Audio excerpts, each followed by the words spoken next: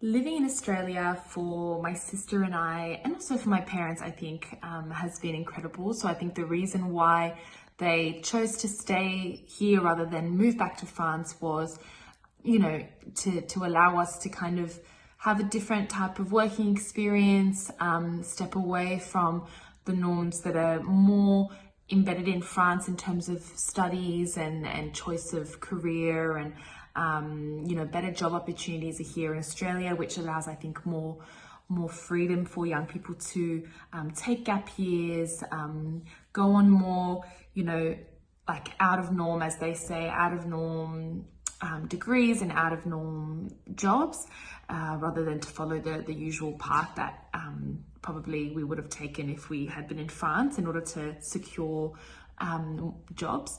So I think in that sense, living in Australia has been amazing.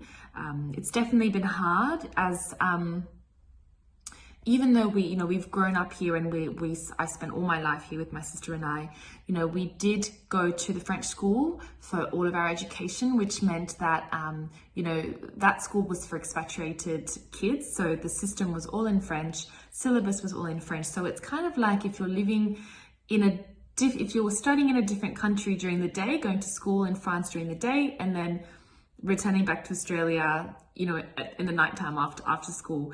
So a lot of our friends would spend, 1 year, 2 years, 3 years in Australia before moving back.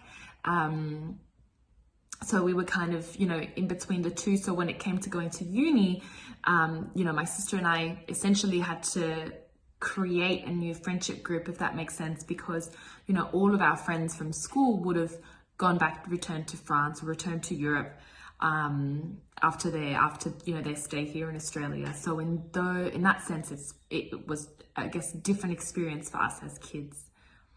Our goal to moving to Australia, I think, for my parents was originally for work, and then essentially they stayed for us to, because we loved Australia and of course for work opportunities and study opportunities to stay here.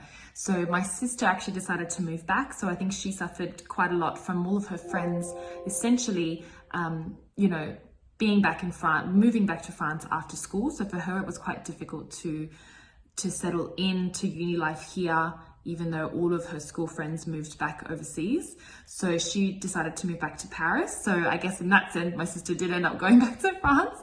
But I personally really found my roots here, and I opened a business here in Australia. So I think it's something that potentially I wouldn't have done if I was in France, because I would have followed a completely different career path. And so I decided to open up a dance studio here, which I think for a lot of people, would be considered quite risky, and definitely something different to what I intended through before my studies. So I think when you're children of expatriates, there's this feeling of not being here nor there. So for example, when I move back to France, if I go back to France on holidays, which we do every single year, we used to try and do it once or twice a year, and now at least once a year. You feel like when you are back in France, you feel more Australian than you do French. But then when you're in Australia, you feel more French than you do Australian. So it's really strange because you're quite caught in the middle, and you obviously have a bit of both in you, if that makes sense. So I think that definitely makes it a challenge, because I feel like I'm very much French within my upbringing and within my culture. I speak French at home all the time still. Half of my friends are French. So I still very much have that French aspect connection in me. But at the same time, I'm very much Australian because I've lived here my whole entire life, really. So it's a little strange, because when you're in Sydney, I feel yes, I'm very much French. It's very much within me. But then when I go back to France, I'm like, oh, actually, I'm definitely Australian. I definitely don't remember this kind of stuff that I did in France. Or I definitely feel very much Australian. So in that sense, it's strange. It's strange.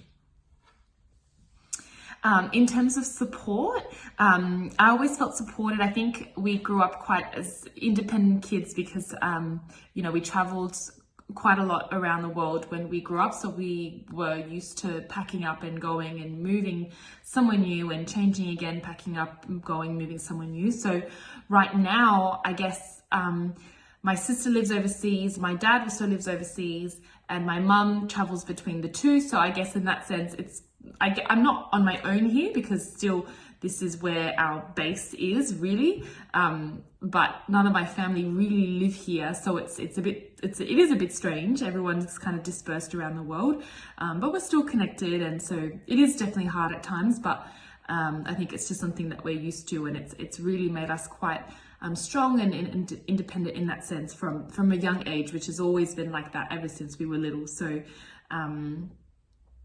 yeah, so I guess in that sense, it's always been a norm and something of habit for us.